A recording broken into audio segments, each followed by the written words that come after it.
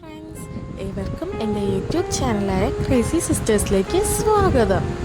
ഇന്നത്തെ നമ്മുടെ റെസിപ്പി എന്ന് പറയുന്നത് ഒരു സ്പെഷ്യലായിട്ട് ആരും ഇതുവരെ ട്രൈ ചെയ്യാൻ സാധ്യതയില്ലാത്ത ഒരു പുതിയൊരു ഡ്രിങ്കുമായിട്ടാണ് ഞാൻ വന്നേക്കുന്നത്. ഇതിൻ്റെ പേരാണ് ജീരദണ്ഡ. ഇതൊരു ടിപ്പിക്കൽ സൗത്ത് ഇന്ത്യൻ ഡ്രിങ്കാണ്.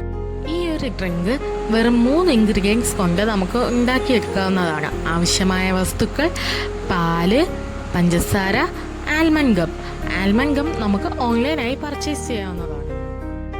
ആദ്യം അടുപ്പിലേക്കൊരു പാൻ വെച്ച് അതിലേക്ക് 1/2 ലിറ്റർ പാല് ചേർത്ത് ആവശ്യത്തിനനുസരിച്ച് മധുരം ചേർത്തതിന് ശേഷം അതൊരു കുറുകിയ കൺസിസ്റ്റൻസിയിൽ എടുക്കുക.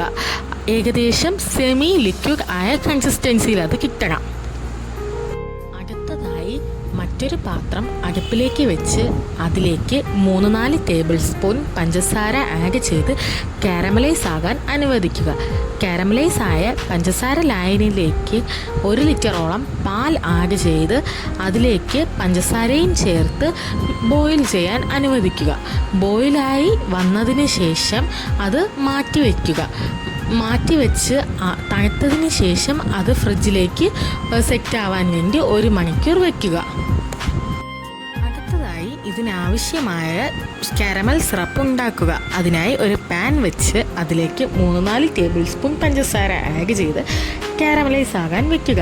കാരമലൈസ് ആയി വരുന്ന ആ പഞ്ചസാര ലായനിയിലേക്ക് ആവശ്യത്തിന് വെള്ളം ഒഴിച്ച് സിറപ്പ് രൂപത്തിൽ എടുക്കുക. ഇതൊക്കെ ഒന്ന് തണുത്തതിന് ശേഷം മാത്രമേ നമുക്ക് ജിഗിരിദണ്ഡ സെറ്റാക്കാൻ പറ്റുകയുള്ളൂ. നമുക്ക് നമ്മുടെ ജിഗിരിദണ്ഡ സെറ്റ് ചെയ്യാം.